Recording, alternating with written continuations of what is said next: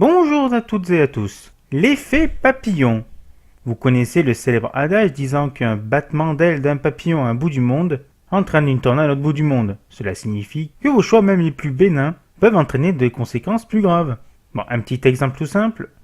Pour le repas du soir, vous avez le choix entre une salade et un McDo. Vous choisissez le McDo bien gras.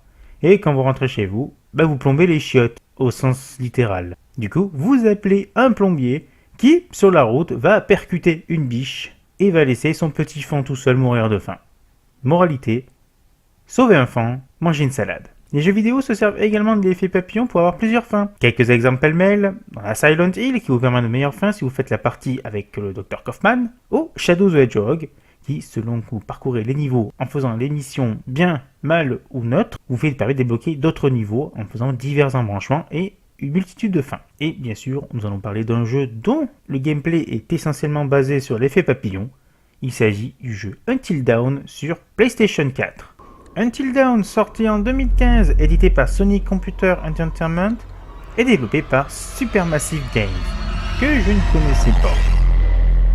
Donc on commence à avoir l'habitude.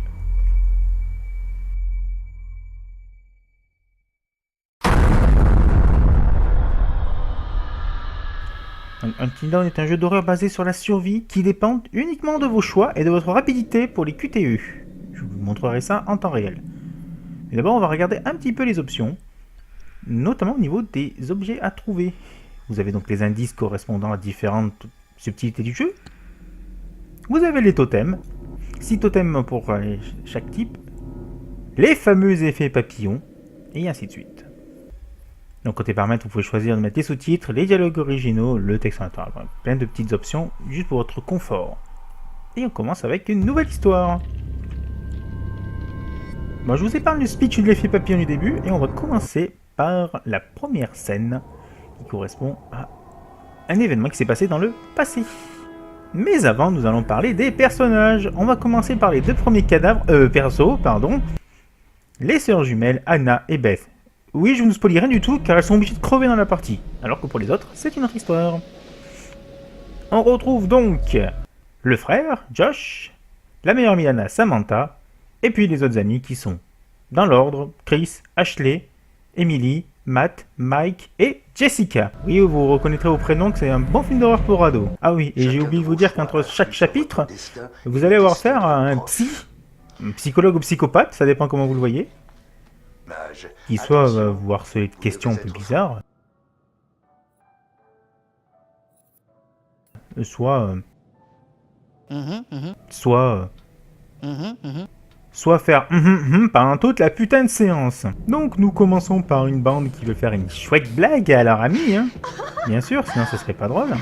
Blague qui va forcément mal tourner. On est dans un film d'horreur, faut pas déconner. Et du coup, nous allons voir également le principe du jeu, notamment au niveau de ses contrôles. Le joystick gauche pour diriger le personnage. Une fois que vous voyez des points lumineux à absorber, vous appuyez sur la croix. Puis, généralement, prendre l'objet R2, le tourner joystick droit. Et se fait une explication, un petit commentaire ou que sais-je encore. Oui, là on sent la poésie. Donc vous allez poursuivre votre sœur et pour ça vous allez avoir les premiers choix à faire. Bon, les choix du premier chapitre sont tout bêtes, hein. Ça n'influera rien du tout sur la suite. Vous choisissez si vous voulez aller rapidement ou lentement. Vous avez également des QT en plein milieu. Vous allez croiser votre premier totem. Et en plus vous avez de la chance, c'est un totem de la mort. Ben t'es morte. Bon, je vous rassure, vous allez quand même retrouver votre sœur à la fin, mais pas pour longtemps. Puis vous allez rencontrer, par un plus grand des hasards, un personnage mystérieux, dont je vous dis absolument pas quoi il sert dans l'histoire, je suis pas allé assez loin dans le jeu. Et c'est la fin de Anna et Beth. Merci d'être venus, à la prochaine. De retour un an plus tard, la petite bande se rejoint au chalet, et c'est là que les ennuis commencent en fait. On ajoute dans le gameplay donc le joystick droit qui permet de faire bouger la caméra. Et du coup, on rajoute une autre subtilité du jeu, le caractère des personnages ainsi que leurs affinités. Je m'explique, certains de vos choix ne vont plaire ou pas à vos amis, du coup qui vont soit se méfier, soit être plus proches de vous. Et également, si vous leur cachez la vérité, vous allez avoir le côté menteur qui va augmenter. Si vous restez avec eux donc pour les soutenir, votre côté sympathique augmentera et ainsi de suite. Alors je ne suis pas allé assez loin dans le jeu pour voir si ça avait un effet sur la fin, mais je suis quasi certain que c'est un effet avec les relations des autres personnages, qui est très important si vous voulez sauver quelqu'un ou pas. On ajoute notre gameplay avec la manette en elle-même. En effet, selon certaines séquences, vous ne devez pas bouger la manette afin de réussir une action ou non.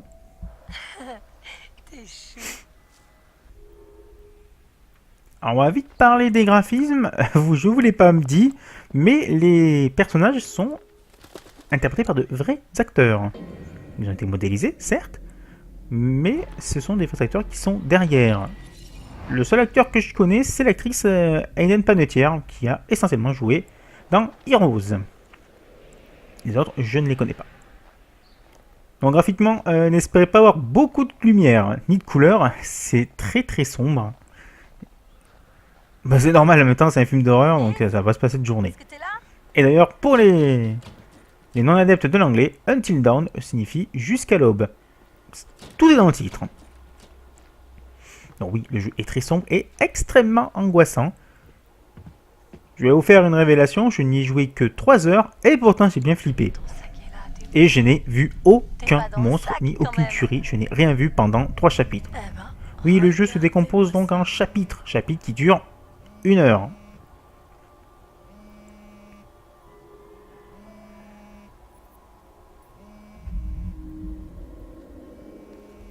Ah ah. Mais qui voilà? Salut fouineuse. Chris. Donc, au fur et à mesure qu'on avance, on croise tous les persos qui se rencontrent un peu chacun de leur côté, pour tous se retrouver dans le chalet. Chalet qui est putain de flippant. Alors oui, non seulement il n'y a pas d'électricité, sinon c'est pas drôle, mais en plus vous entendez des bruits très très très suspects tout au long de la visite. Et vu qu'il fait sombre et que c'est assez angoissant, on s'attend que quelque chose surgisse dans le coin d'une pièce pour nous trucider. Bon, tant bien que mal, j'arrive à trouver le déo pour en faire un napalm pour dégeler une serrure.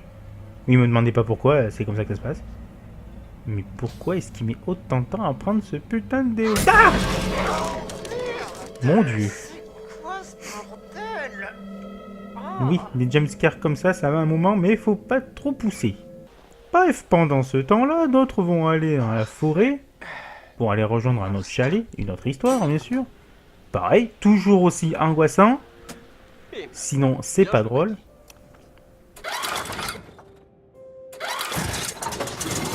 Non mais je rêve, c'est qui lui? Et bien sûr, de retour au chalet pour activer l'eau chaude. Oui, c'est beaucoup d'histoires comme ça dans les premiers chapitres. Hein. C'est un tel va chercher une bricole, un autre va dans un autre endroit, et ainsi de suite. Et je vous dis, je n'ai rien vu. Bon, une fois que l'eau chaude est faite... Et oh putain! Non mais ça suffit! Encore une blague à la con. Et ainsi s'achève ma partie de Until Dawn. Youpi. Bon, on va faire un petit bilan du jeu. N'étant pas allé très très loin, je peux juste vous dire que le jeu remplit bien son objectif. Il est très flippant. Et je me répète, mais je n'ai rien vu qui fait peur. C'est juste l'ambiance du jeu qui fait que. Toujours des bruits suspects, des environnements très sombres. Le fait également de flipper au moindre choix que l'on fait, qui peut engendrer des conséquences plus ou moins graves. Bref, c'est vraiment un jeu à la fois d'horreur, mais psychologique, du moins au début. Je me répète encore, mais je n'y ai pas joué au bout. Ma collaboratrice y a joué et c'est vraiment très gore après. Moi, j'ai juste vu des têtes décapitées. Bref, que du bonheur. C'est un drôle d'endroit pour fumer le cigare. Je conclurai donc que ce jeu est quand même bon et surtout propose une très très grande rejouabilité au vu des multiples choix que vous faites dans le jeu, qui peut déboucher sur la survie ou pas d'un de vos personnages. Car oui, une fois que le personnage est mort, il est mort. Pas de deuxième vie.